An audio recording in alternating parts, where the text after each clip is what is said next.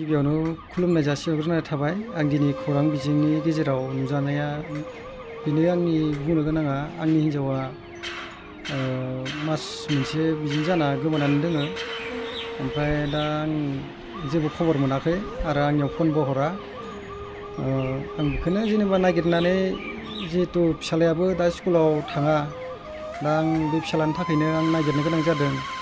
जिहेतु आंनि फिसालाया दायो नै बिमाखौ नागिरबाय थानाय जादों। दा आरो बिमा गारनाय जायाखै बियो। ओंखायनो अननानै नों जेरावखि थाया मानो रुमबां, नों न'आव फैफिन। माबा मोनसे न'खर जानायाव गोरोन्थि जानो हागौ, मालाबा समाव आंनिनो गोरोन्थि जानो हागौ। अब्लाबो नोङो अननानै न'खराव फैफिन, बे फिसानि मोखां नायनानै।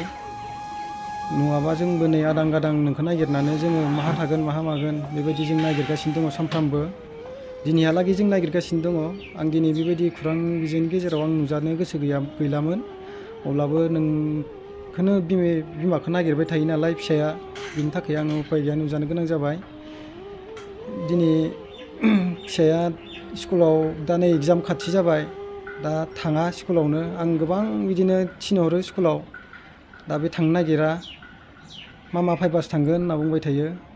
दा आङो बहा नागिरनानै नोंखौ मोनबावनो रुमबां, माबाफोर मोनसे आंनिनो भुल जाबायबा खेमा हो आंखौ, न'आव फैफिन। दाबो आं नोंखौ जेबो सानाखै। जों जेरै सिगाङाव अनलायनानै जायोमोन बेबायदिनो जोङो दाबो अनलायनानै जाफिनगोन। आं न'आव फैफिननायखौ नोंखौ लुगैदों। आरो जेरावखि नुवा मानो आंनि हिन्जावखौ जायानो नुवा मानो खबर हो। बे आंनि कन्टेक्ट नाम्बार आं होनाय जागोन बेयाव। आंनि गामिया जाबाय फुरासुब्रि, डिस्ट्रिक्टआ जाबाय उदालगुरि, पस्ट अफिसआ जाबाय सस्रापारा, आरो थानायाबो जाबाय उदालगुरियानो। आरो हिन्जावनिया जाबाय बाक्सा डिस्ट्रिक्टनि हिन्जावा, सिलबारि होननाय गामिनि। बिसोरनिया थानाया जाबाय सिमला। ओमफ्राय पस्ट अफिसआ जाबाय बिसोरनिया पस्ट अफिसआ जाबाय बिसोरनिया बामोनकाटा। थानाया जाबाय बिसोरनिया सिमलागुरि, गामिया जाबाय सिलबारि। आरो बिस्रा बिमानि मुङा जाबाय, आंनि बिसिनि बिमानि मुङा जाबाय सुबिता बर'। आरो बिफानि मुङा जाबाय, सिगांनि बिफानि नामा गयाराम बर'मोन। दा बे सिगांनि बिफाया गैला, दा नैबे सेकेन्ड बिफाया दोङो। दा नैबे सेकेन्ड बिफानि नामा जाबाय उथुल बर'। दा बिथांमोनानियाव सोंहरबाबो बिथांमोनाबो मोजां आंनो इनफरमेसन होआ, आरो खालि खौरांखौ गोरा गोराल' बुंहरो। जिहेथु माबा मोनसे भुल जानो हागौ, अब्लाबो जों बिहाव बिखुनजो जानानै खेमा होनो हानाय बेबायदि थानांगौ। दा नै आंहा गथ'आ फरायगासिनो दङ, दा बे फरायनायनि जिबना मा जागोन, बेनिखायनो अननानै फैफिननांगौ।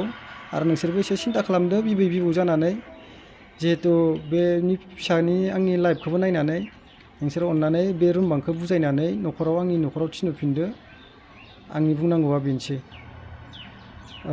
आंनि कन्टेक्ट नाम्बाराव नोंसोर खबर हरनो हागोन।